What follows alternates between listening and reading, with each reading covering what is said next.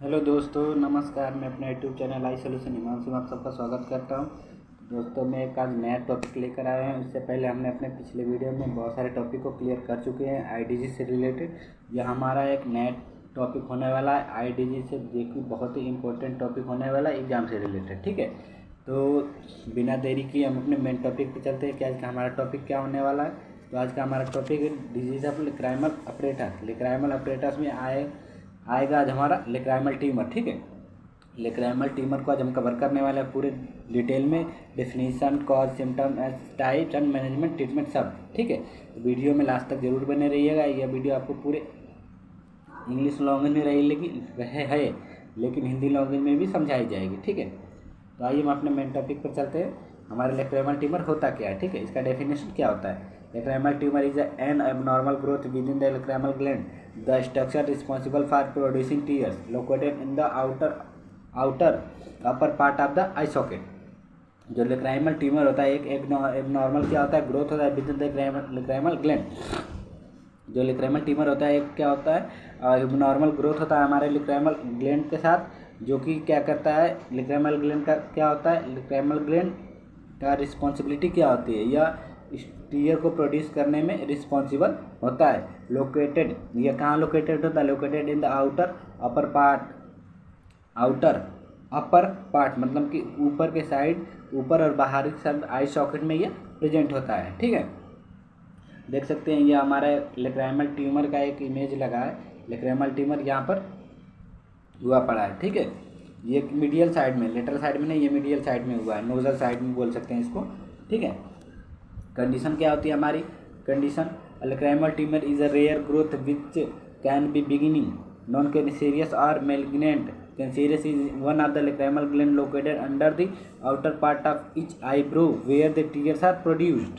ठीक है, जो हमारे एक लिक्राइमल ट्यूमर होता है ये रेयर ग्रोथ होता है, एक असामान्य वृद्धि होती है, एक सामान्य ग्रोथ होता है। ठीक है, विच कैन बी बिगिनिंग, जो कि एक क्या हो सकता है, शुरुआती हो सकता है, नॉन कैंसेरियस हो सकता है, या फिर मेलिग्नेंट हो सकता है, या कैंसेरियस होता है, या तो कोई नॉन कैंसेरियस भी हो सकता है या फिर कैंसेरियस हो सकता है।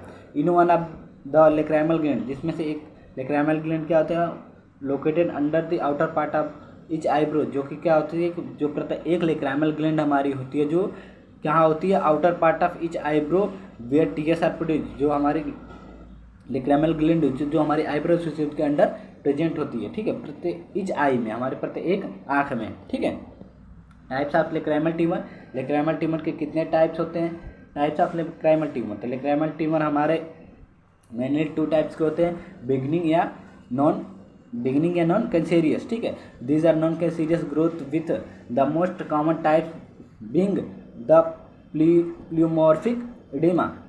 ठीक है, ये जो होता है नॉन कैंसेरियस ग्रोथ होता है। ठीक है, with the most common types begin the pleomorphic adenoma, जो कि एक क्या होता है, बहुत ही सामान्य एक बोल सकते हैं वृद्धि होती है, एक तरह का ग्रोथ होता है, जिसे हम क्या कहते हैं, प्ल्यूमॉर्फिक एडिमा कहते हैं। ठीक है, इसके अलावा और भी जैसे बिगिनिंग हमारे नॉन कैंसेरियस ट्यूमर हो सकते हैं, जैसे कि पेपिलोमा हो सकता है, ऑन्कोसिस्टोमा हो सकता है। ठीक है, पेपिलोमा हो सकता है, ऑन्कोसिस्टोमा हो सकता है, या प्ल्यूमॉर्फिक एडेमा हो सकता है। Malignant cancerous. ठीक है, दूसरा हमारा क्या है, मेलिग्नेंट या cancerous. These are cancerous tumour, यह क्या होता है, एक कैंसेरियस ट्यूमर होता है। And the most common types of including adenoid cystic carcinoma. सबसे सामान्य होने वाला कौन सा हमारा कैंसेरियस ट्यूमर है, ये हमारा क्या है, मेलिग्नेंट है और कैंसेरियस ट्यूमर। तो सबसे सामान्य या सबसे ज़्यादा होने वाला कैंसेरियस ट्यूमर कौन सा है, तो ये हो सकता है एडनॉइड सिस्टिक कार्सिनोमा। ठीक है, एडनॉइड सिस्टिक कार्सिनोमा हमारे सबसे ज़्यादा होने वाला क्या है, लिक्राइमल ट्यूमर है। ठीक है,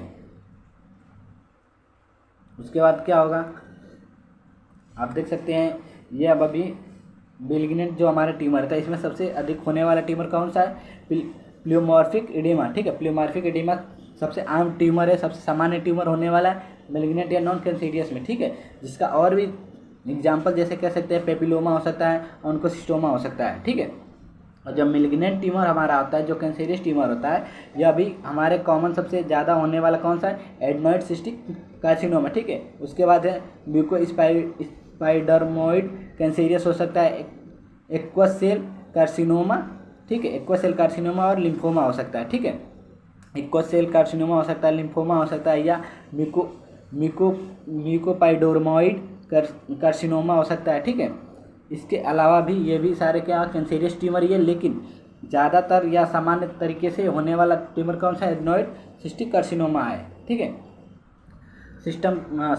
सिम्टम्स क्या हो गया हमारा, पेनलेस और painful swelling in the upper outer eyelid, जो हमारी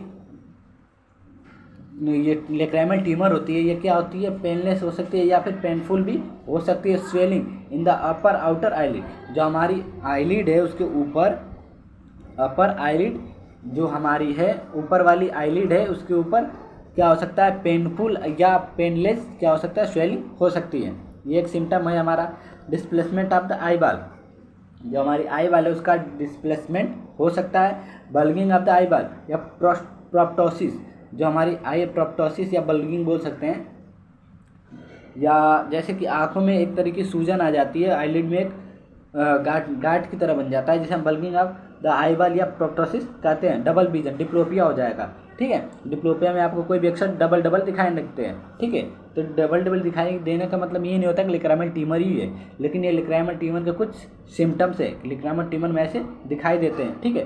टोसिस हो सकता है, ptosis, dropping eyelid, dropping eyelid, जैसे टोसिस में यदि आपके आईलिड पे कोई गार्ड बन जाएगा या फिर एक तरह का उभार आ जाएगा, एक स्वेलिंग आ जाएगी, तो आईलिड क्या हो जाएगी, वेटेज हो जाएगी, जिससे हमारी आईलिड क्या हो जाएगी, नीचे की तरफ झुक जाएगी, जिसे हम क्या कहते हैं, टोसिस, या मेडिकल टर्म्स में क्या कहते हैं, टोसिस या ड्रॉपिंग आईलिड कहते हैं, ठीक है।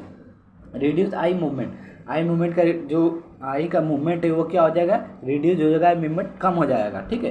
प्रेशर और पेन अराउंड द ऑर्बिट, जो हमारी ऑर्बिट है उसके चारों तरफ हमेशा क्या एक खिंचाव की तरह बना रहेगा और पेन होता रहेगा, ठीक है, या पेन नहीं भी होगा। अभी ऊपर हम लोग पढ़े हैं एक सिम्टम की पेनलेस हो सकता है या फिर पेनफुल हो सकता है, स्वेलिंग द अपर आईलिड, ठीक है।